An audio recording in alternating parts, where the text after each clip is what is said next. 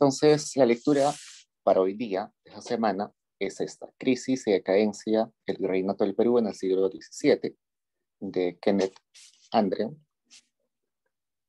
El capítulo 1, que era la economía virreinal en transición. Entonces, supongo que todos han leído parte o todo del texto.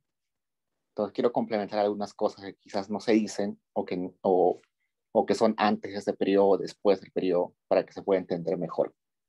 Entonces, resulta que cuando los españoles llegan a América y a Perú, sobre todo a Perú, al virreinato de Perú, lo que hoy es Perú y Bolivia, y sobre todo Perú y Bolivia, la riqueza que ellos sacan inicialmente son todo aquel oro y plata que ya estaba en los templos, en las casas, en los almacenes de los incas. Entonces se llevan todo eso. Los que vinieron con Pizarro, los primeros que llegaron, se llevan eso y esa era la riqueza. Así estuvieron algunos años llevando esa riqueza. Y llega un momento en que todo eso se termina. Y cuando se termina, los españoles se preguntan: ¿ahora qué? ¿Qué nos llevamos? Entonces se dan cuenta de que había un montón de riqueza, no en cosas tangibles, sino en mano de obra. Habían tantos nativos incas que era muy rentable hacerlos trabajar y ganar por ese trabajo. Y ahí es donde empieza esto de las encomiendas. Las encomiendas es una de las instituciones iniciales que el virreinato instaura y que consisten en que a cada español que había colaborado con la conquista se les asignaba un número de indígenas para que trabajen para este español. Entonces, la encomienda era entregar una merced de indios, se dice. Una merced de indios donde los indios estaban agrupados en ayllus, cada ayllu tenía una cabeza, un líder. Esa cabeza se llamaba curaca o cacique, dependiendo de qué texto lean, dice curaca o cacique. O sea, este curaca o cacique era el que se encargaba de organizar a los indígenas. Era como la cabeza de una comunidad campesina, algo así. Entonces, a un encomendero le daban, no sé, 10 curacas, y cada curaca tenía 1000 indios. Entonces, los 1000 indios tenían que trabajar para el español según algunas reglas. Las reglas eran, no sé, tenían que trabajar el 70% del tiempo en las tierras del encomendero y el resto tenía que trabajar para su subsistencia. El trabajo que realizaban era distinto. En algunas partes del Perú era trabajo en obrajes, que son como empresas textiles grandes, en chorrillos, que son como empresas textiles pequeñas, en plantaciones, por ejemplo, de azúcar, que son grandes, de algodón, que son grandes, o también de algunas pequeñas parcelas, por ejemplo, de papa o maíz, que al menos en el Perú son parcelas más chiquitas que las de azúcar. Y otros iban a trabajar a la mina. Entonces, la mina era la mina más grande del Perú, o la mina más grande del virreinato del Perú, era Potosí. Potosí, que estaba ubicado en lo que hoy es Bolivia, o que está ubicado en lo que hoy es Bolivia, es uno de los grandes centros mineros del mundo. Es tan grande que hasta hoy se sigue produciendo ahí. Después de más de 500 años, se sigue produciendo. Potosí fue descubierto en realidad por indígenas. Los indígenas fueron los primeros que empezaron a explotar la mina de Potosí. Lo que hay más en Potosí es plata. Hay un montón de plata. Se dice que Potosí se descubrió cuando habían dos indígenas que estaban acampando en la noche. Bueno, un indígena en realidad estaba acampando en la noche después de haber pastado a sus llamas, y prende la fogata, y resulta que al prender la fogata el piso, el suelo de la tierra empieza a brillar. Entonces se da cuenta que hay plata, que la plata estaba en vetas, totalmente al descubierto. Lo único que tenían que hacer era traer un martillo y un cincel, o un combo y un cincel, y ya lo partían la veta y ya se podían vender como plata. Entonces ahí es cuando se descubre los indígenas, antes de que lleguen los españoles. Los españoles los indígenas este indígena en particular empieza a sacar plata, luego llama a algunos de sus compañeros, empiezan a trabajar, y cuando llegan los españoles no tenían ni idea de que existía Potosí. Recién se dan cuenta, muchos años después, cuando estos indígenas que trabajaban Potosí se pelean entre ellos. Se pelean entre ellos, entonces uno dice, no, tú estás sacando plata a un lugar donde la plata está más pura que la mía, entonces pelean entre ellos, porque uno seguro sacaba mejor plata que los demás, y van al juzgado de los españoles a resolver su conflicto. Llegan donde el juez de paz seguro de los españoles y presentan su caso. Y los españoles escuchan y van y toman posesión de este Cerro Potosí. Y evidentemente a los indígenas los echaron. Los indígenas ya no podían extraer plata por su cuenta propia. El Potosí, eh, como fue la mina más grande de plata, se convirtió en un eje económico, un eje demográfico y un eje comercial. ¿A qué se refiere con eje demográfico? Se refiere a que gran parte de la población indígena y española migró hacia esos lugares. Entonces, Potosí está a más de 4.000 metros de altura, llega a las partes más altas a 5.000 metros de altura sobre el nivel del mar, y era un lugar evidentemente donde ni españoles ni indígenas vivían en cantidades grandes. Si los indígenas vivían ahí, eran pequeñas comunidades. Si los españoles ni siquiera pensaban en vivir ahí. Es más, la única parte del altiplano que es habitada por los españoles es Potosí, es la ciudad de Potosí. Todo el resto del altiplano no es habitado por los españoles. Entonces resulta de que un montón de españoles se van a vivir a Potosí, fundan una ciudad llamada Potosí a las faldas del Cerro Potosí, fundan otras ciudades como La Paz, que están muy cerca a Potosí y que necesitaban construirse porque había que eh, producir ciertas cosas para que sirva a la producción de plata. Entonces, que Potosí haya existido genera un cambio demográfico, hay migraciones, se crean ciudades, se vuelve más urbano esa zona que típicamente era rural. Por otro lado, es un centro comercial porque se necesita intercambiar cosas, ¿no? La gente extrae plata, pero no va a comer plata, ¿no?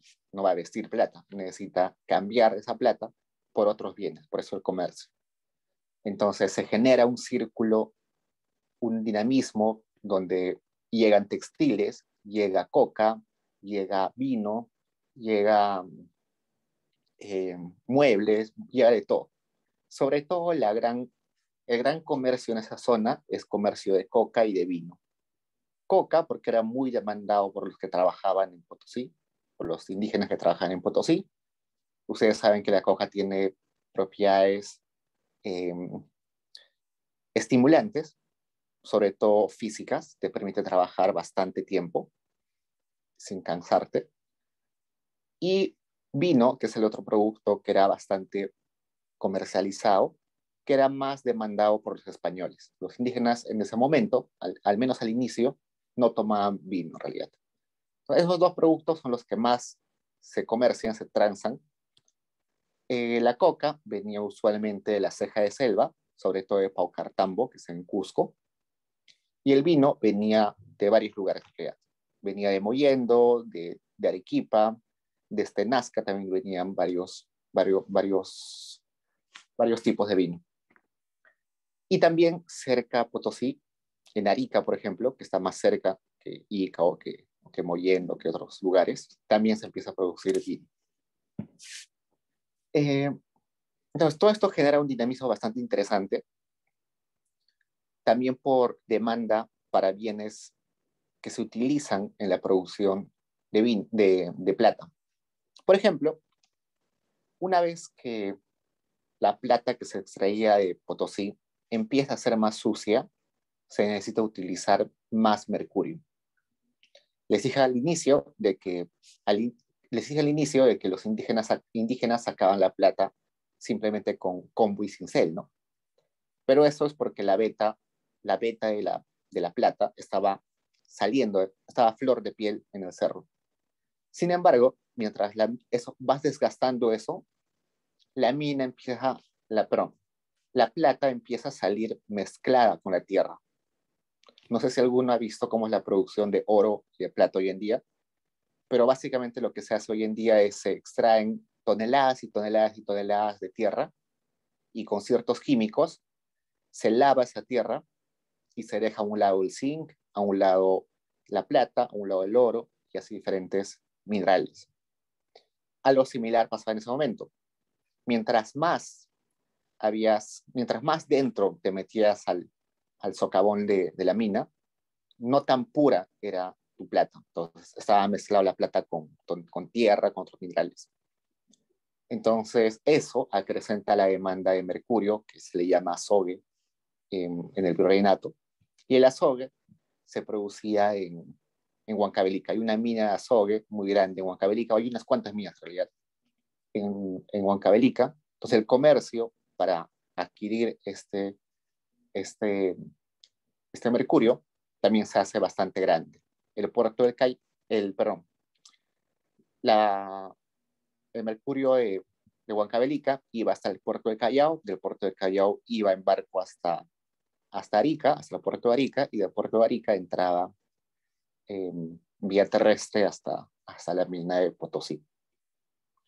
Igual, los minerales que sacaban, la plata que sacaban de Potosí, salía hasta Arica, de Arica se iba hasta Lima, hasta el Callao, hasta el puerto del Callao, y del puerto del Callao, una vez que se tasaba y se veía cuánto se había sacado, se cobraban los impuestos, parte de eso se quedaba en Lima, y después salía hacia el reino de España, ¿no? Hacia Europa. Entonces, eso genera un dinamismo interesante. Primero, un dinamismo por el transporte marítimo y otro por el transporte de bienes que están eh, como textiles, maíz, trigo y otros productos alimenticios, como la coca también. Bueno, y eso hace que se genere un espacio económico interesante en el sur del país. Ese espacio económico del sur del país se vuelve bastante próspero más o menos en el siglo XVI, terminando el XVI, empezando el XVII, se hace muy próspero. Básicamente, todo lo que quería extraer España de Perú era plata. Si a España le interesaba producir textiles, era porque esos textiles servían para extraer plata. No sé, quizás para el vestido de los trabajadores o para sacos, para sacar la tierra y la plata. Si a España le interesaba producir vino, era porque eso ayudaba a que puedan vivir tranquilamente los españoles que se dedicaban a extraer plata. Si a España le convenía que produzcamos coca, era porque sabía que eso ayudaba a los indígenas a trabajar mejor. Entonces, todas las actividades estaban deslabonadas o estaban dependiendo de cómo le iba la minería. Como ha pasado en varios periodos de la historia del Perú, siempre nos hemos enfocado, somos un país que ha tenido periodos que depende de una sola materia prima o de unos cuantos productos, ¿no? En la época del virreinato ha sido la plata, luego ha pasado a ser el guano, que seguro vamos a ver con el tiempo, luego ha pasado a ser el azúcar y el algodón, y así sucesivamente hasta que hoy dependemos del cobre y algunos minerales más. Entonces, una característica del Perú que ha sido recurrente, ¿no? Hemos dependido de uno o muy pocos productos que se exportan. Entonces, como imaginarán, el crecimiento de la economía, el bienestar de los pobladores, tanto españoles e indígenas, estaba muy ligado a cómo se producía la plata. Si había mucha demanda de plata, si había mucha producción de plata, era de esperar de que las condiciones de riqueza del virreinato sean muy buenas. Y si había muy poca producción, era muy difícil extraer la plata, o había muy poca demanda del exterior, de España. Entonces era de esperar de que la economía peruana estaba muy débil que eso afectaba también al sector textil, al sector de vinos, al sector de producción de coca y la producción de otros insumos, de otros productos más. Entonces estábamos muy ligados a la minería, de plata sobre todo. Pues gran parte de la historia del Perú del siglo XVII y XVIII también se explica por la producción de plata. Entonces, todo eso que les he dicho, y un poco más extenso, se discute acá. Entonces, acá nos dice la metrópoli de La Plata. Pero básicamente es eso, ¿no? La metrópoli, hay una teoría que se llama centro-periferia o metrópoli-periferia. Esa teoría de centro-periferia o metrópoli-periferia dice de que siempre en una economía existe un núcleo espacial sobre el cual giran las demás actividades productivas. Entonces acá nos dice que esa metrópoli, que ese centro es Potosí, y que el resto de actividades giran en torno. Nos está explicando cómo funciona la economía peruana en base a esa teoría del centro-periferia. Ok, entonces, mientras va pasando el tiempo, resulta de que La Plata ya no tiene mucho atractivo para España. Recordemos que España, en el siglo XVII, XVI, era un estado, al igual que los demás estados en Europa, mercantilista. Entonces, los mercantilistas entendían que la riqueza de un país era igual a la acumulación de capitales, a la acumulación de metales. Perdón.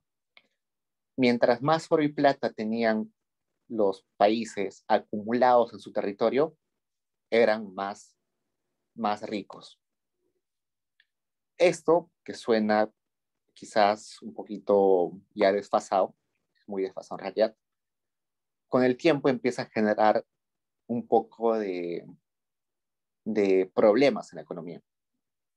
Por ejemplo, Smith habla de que la llegada de plata a España fue una maldición en realidad para España. ¿Por qué? Porque había inundado a España de plata, que es sinónimo de oro, que es sinónimo de dinero.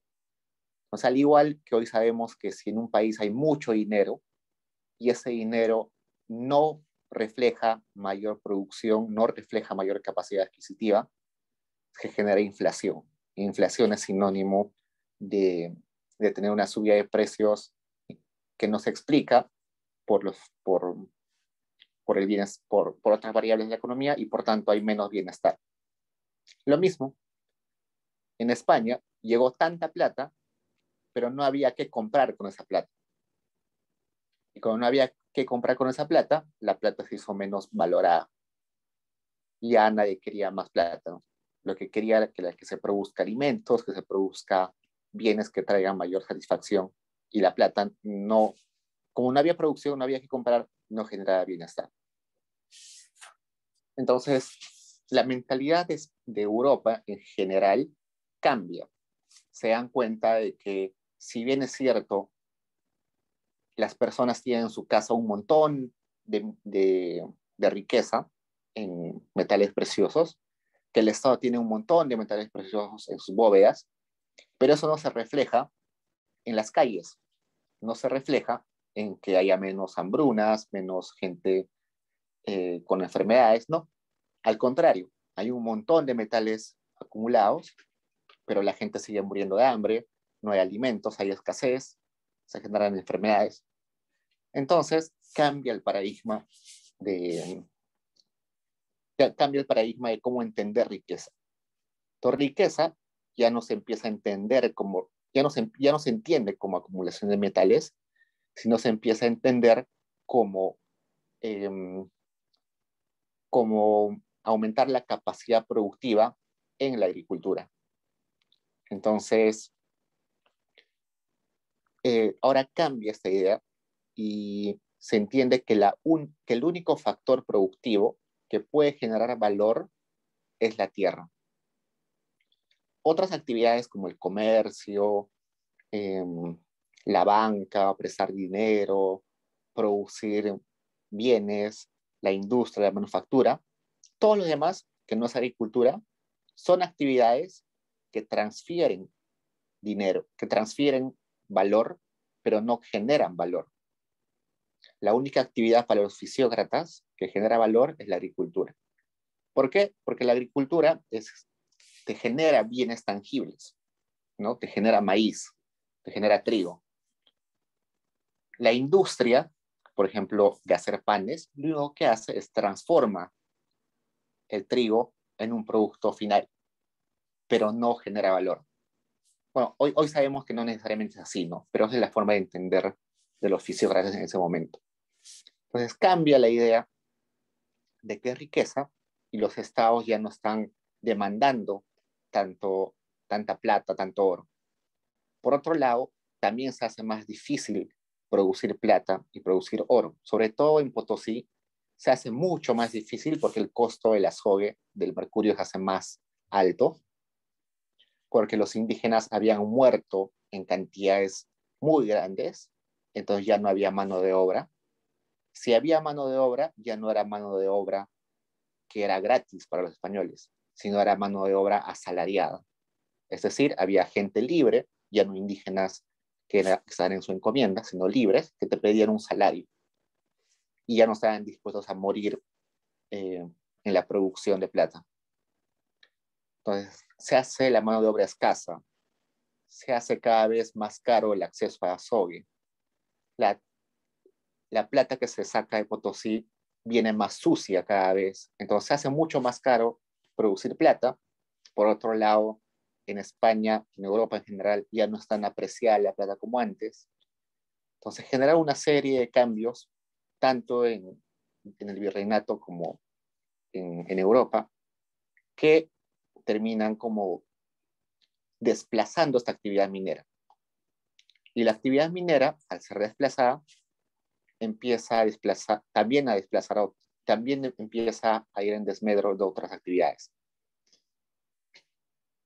Años después, resulta de que el virreinato del Perú es expuesta a unas reformas.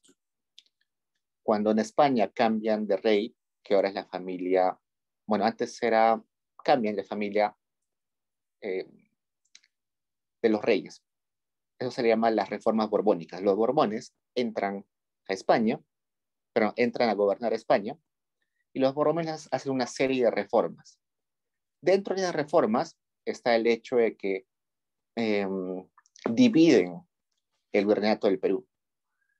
Entonces, el virreinato del Perú, que era gigante, los borbones se dan cuenta de que es muy grande para ser administrada por una sola persona, por un solo virrey. Entonces, dividen al Perú en la capitanía de Quito, en el virreinato de La Plata, lo dividen como en 5 o 6 partes, y eso también afecta a la economía de lo que hoy es Perú. Resulta que Potosí, que seguía produciendo plata, aunque en menor cantidad, ya no es parte de Perú, sino ahora es parte de otro virreinato. Resulta que el puerto del Callao, que antes era el único, el principal de todos los puertos, se hace un puerto más entre muchos puertos. Hay un puerto en Quito, otro puerto en Chile, hay otro puerto mucho más abajo por Santiago de Chile, lo que hoy sería Santiago de Chile. Entonces Perú es como que pierde el monopolio de la administración de la economía. Y eso hace que se merme la cantidad de impuestos y de tributos que son cobrados por Lima, ¿no? por la Central Administrativa Lima. Y todo eso hace que la economía peruana en esos momentos caiga drásticamente, que los ingresos tributarios caigan drásticamente, y así vamos a quedar bastante rezagados por años hasta que encontremos otro producto que sea lo total, que nos pueda ofrecer grandes ingresos. Ese producto recién va a llegar con el guano, que es muchos años después inclusive de la independencia y todo eso, ¿no? Pero la plata es quizás uno de los momentos más de mayor bonanza en el Perú. Recordemos que, creo que les dije en la clase pasada, que a Potosí le llamaban, que Potosí tenía la misma población que Venecia y que Londres, tenían más de casi 200.000 habitantes. Hoy en día no nos parece mucho, pero para la época Londres tenía 200.000 habitantes y Potosí tenía 200.000 habitantes. Y las riquezas de Londres y de Venecia, que eran las más ricas de Europa, eran más o menos iguales que la riqueza que existía, que la opulencia y la riqueza que existía en Potosí. Entonces es interesante ver eso. ¿Preguntas, chicos? Entonces, con eso quería complementar un poco la lectura. Profesor. José, dime. Hola. Sí, José, dime. Sí, buenas tardes, profesor. Respecto del trabajo, bueno, quisiera hacer un corte. Respecto del trabajo, Sí, dime. ¿lo vamos a hacer a través de un Zoom que usted nos asigne o tenemos que formar nuestro propio Zoom? Ustedes creen su propio Zoom para que ustedes mismos tengan la libertad. Entiendo. ¿Va a durar hasta las 6? Sí, a las 5:50, a las 5:45 nos volvemos a ver para que expongan, pero van a tener tiempo hasta las 6 para subir sus archivos. ¿Okay? ¿Nos podría, por favor, nuevamente explicar el Okay, concepto? voy a abrir. Dime. Por favor. No te escuché bien, José. No, mencionaba si nos podría explicar nuevamente el concepto de lo que se tiene que hacer. Ya, sí, no te preocupes. Por favor. Entonces, voy a abrir acá. Seguro ya tienen acceso. Este es el trabajo. Entonces dice, la actividad se realiza en los grupos asignados, que ya les mostré hace un rato.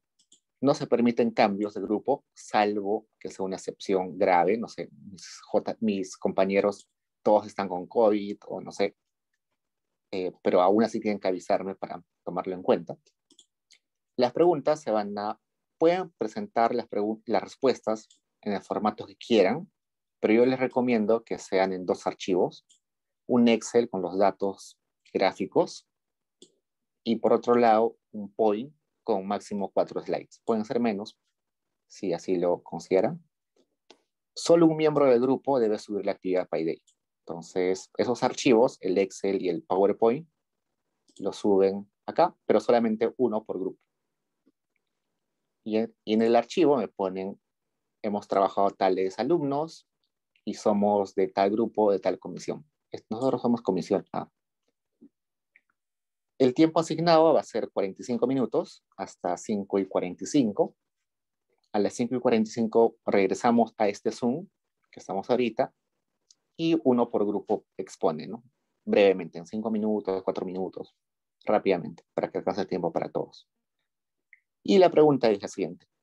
Tienen que utilizar el tomo 2 del Compendio de Historia Económica del Perú. Ya les dije que está en la página del BCR.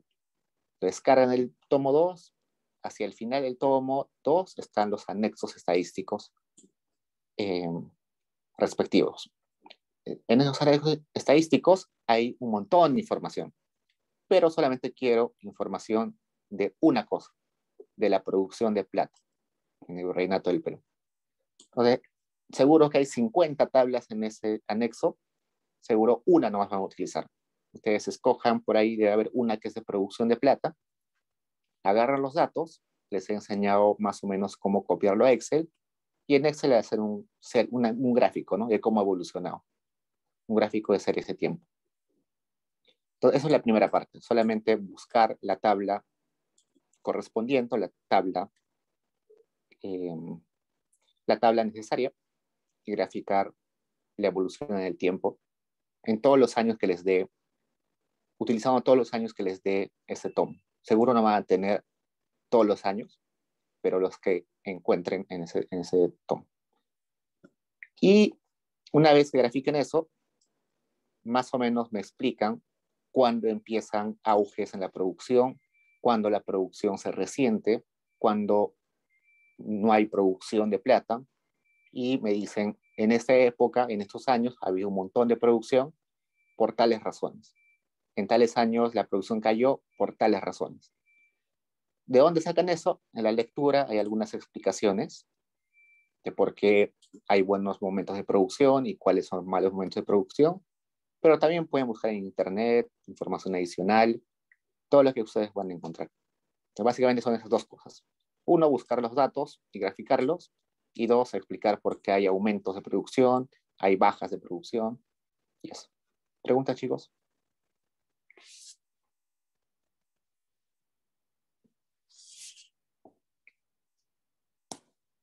Entonces, 5:45 nos volvemos a ver. Si quieren pueden salirse Zoom, crean su propio Zoom. Yo voy a estar conectado acá o me escriben al correo normal. Acá arriba está mi correo si necesitan. Estoy atento al correo y también al chat. Nos vemos en 45 minutos.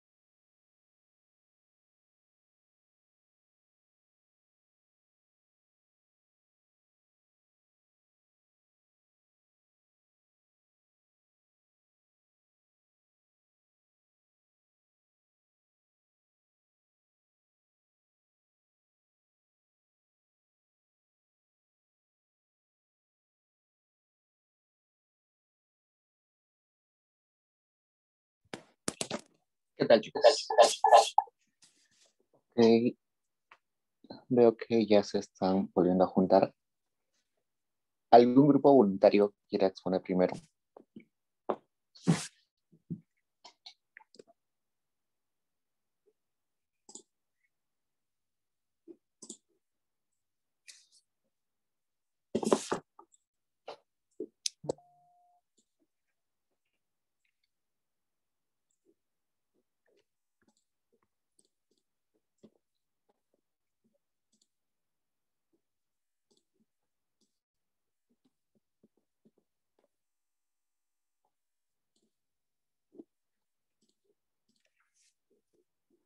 ¿Ningún voluntario, chicos?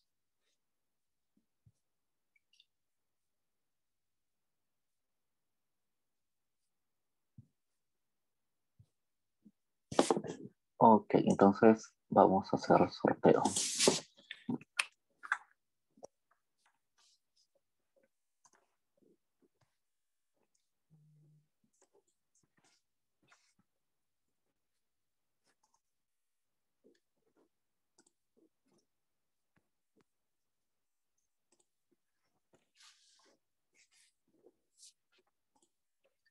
Son 5 grupos.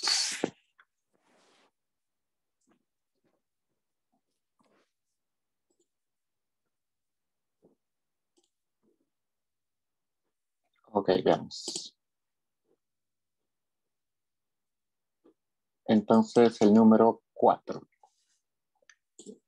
En el número 4 están Vázquez, Isabel, Maita Gustavo y Arisa Saito. ¿A quién le doy para que comparta?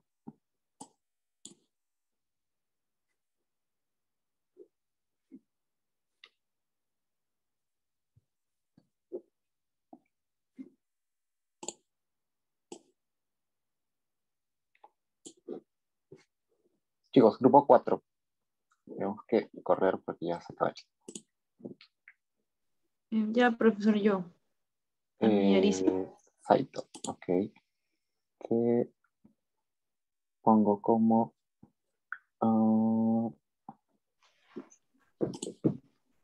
Saito. Muestro lo que trabajamos en Excel y luego en el PPT. Sí, solamente el PPT es Ya. suficiente. A ver, Ah, espérame. ya está bien. Ah, Todavía no puedo.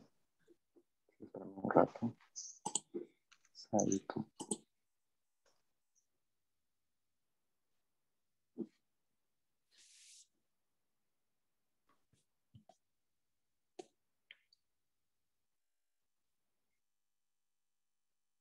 Ya está. Ahora sí puedes. Ya.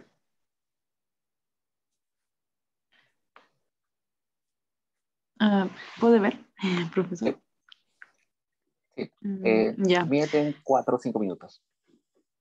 Vamos. Ah, ya está bien. Bueno, la producción de la plata en este periodo, aunque la lectura habla más sobre las finales del siglo XVII, con la estadística del anexo que nos muestra el RCR, pudimos apreciar los periodos altos y bajos de la producción, en los cuales aquí se puede observar los momentos donde la producción de la plata fue mayor, que fue en el año de 1549, y entre los años de 1585 entre 1588.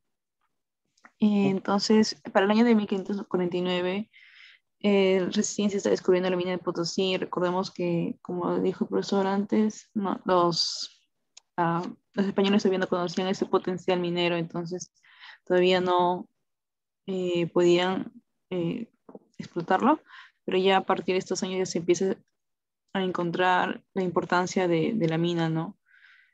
Y ahí fue donde paulatinamente aumenta la producción hasta alcanzar los máximos niveles, hasta 1549.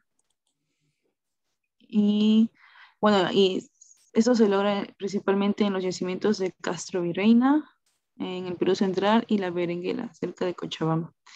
Ya, y el segundo pico alto fue entre 1585 y 86, el cual por culpa del terremoto quedan devastadas las principales ciudades del Perú hispano y bueno, empiezan a haber problemas, ¿no? Dentro de esta industria de la mina.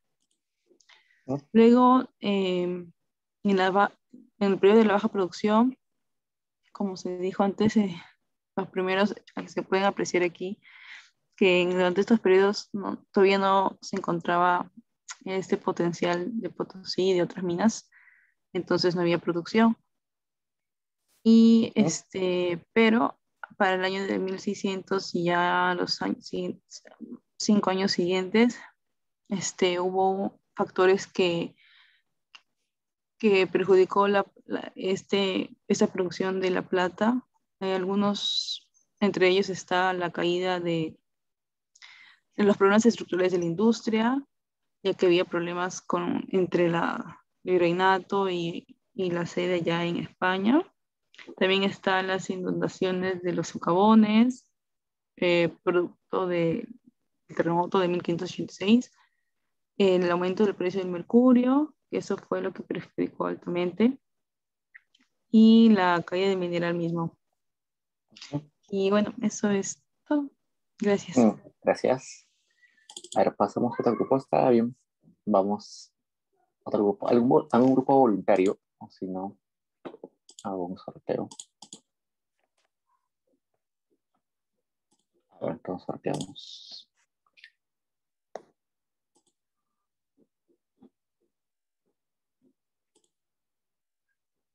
El grupo 1. A ver, el grupo 1 está Amaya, Aquino, Serna y Santoyo. ¿A cuál de ustedes les doy para ser anfitrión?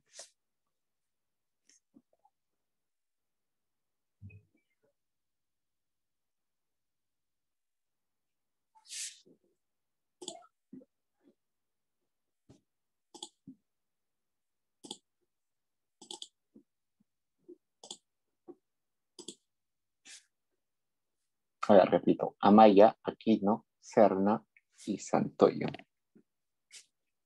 El grupo 1. ¿A quién le doy para que comparta la pantalla?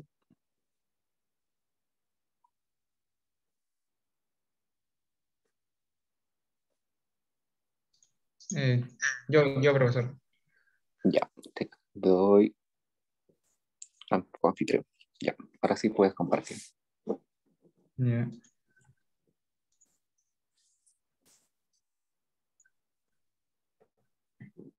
Ya, buenas tardes, profesor, compañeros. Primero voy a hablar de los periodos el auge, ¿no? De la producción de plata. Ah, las razones fueron, pues, ah, que la minería no había sido explotada totalmente por los incas, entonces se pudo extraer eh, fácilmente. Mm, Habían recursos todavía. No era muy complicado extraer la plata. Ya luego se vuelve más complicado y se tiene que usar el mercurio para las técnicas de refinación. Y en los periodos de baja producción de plata, que empieza aproximadamente en 1650, tiene como razones bueno, el peligro, porque tenían que excavar bastante y había un riesgo de inundación en los socavones, el creciente coste del mercurio, que era necesario para la refinación, y bueno, si se vuelve más caro, también encarece el, el, de extraer el metal, ah, y una escasez de mitallos que están migrando. Y acá se puede apreciar cómo, acá hay el gráfico por decenios, se puede apreciar cómo va decayendo, en especial en la década del 1650. Y también en el gráfico de la derecha se puede ver cómo el mercurio cae en el mismo tiempo que va cayendo también la plata. Eran necesarios ambos. Interesante. Bueno, y aparte también otras razones fueron que los altos impuestos que afectaban la rentabilidad, ah, el frecuente descontento en los poblados que habían surgido alrededor de las minas, ah, y bueno, en consecuencia la industria se hizo menos rentable, aparte habían deudas por mercurio y las mercancías importadas crecían. Eso es todo, gracias. Gracias. Sí, estaba bien. También quiero recalcar eso de los altos impuestos. Sí, tiene mucha razón el grupo uno. Resulta que al inicio de la colonia había una desorganización fiscal, no había mucho registros, era muy difícil saber cuánto producía cada español, entonces la gente pagaba muy pocos impuestos. Luego empiezan a venir más, más visitas de agentes del rey al virreinato para ver cuál era la recaudación. Luego vienen las reformas borbónicas que tratan de ajustar más la presión tributaria en el virreinato y con eso aumentan los impuestos, multiplican los impuestos.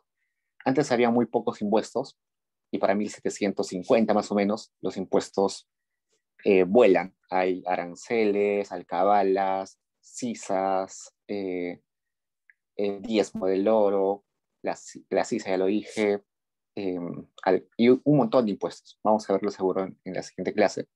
Y eso también es un factor que hace que salga más costoso la producción. Ok, chicos, nos acabó el tiempo. La siguiente clase, o en la siguiente actividad, ya pueden seguro exponer los demás grupos. Entonces, eso sería todo por hoy. No se olviden que tienen que subir ahorita mismo. Uno por grupo tiene que subir su actividad, ¿no? Solamente tengo ahí 3. En total somos 5 más la otra comisión 10 grupos. Hasta ahora tengo 6 entregas, 6 grupos. Así que si todavía no las hacen, y ya nos vemos en la siguiente clase, ya sabe, y creo que la actividad es en la época de 2, 3 semanas. Entonces, cuídense, nos vemos en la siguiente.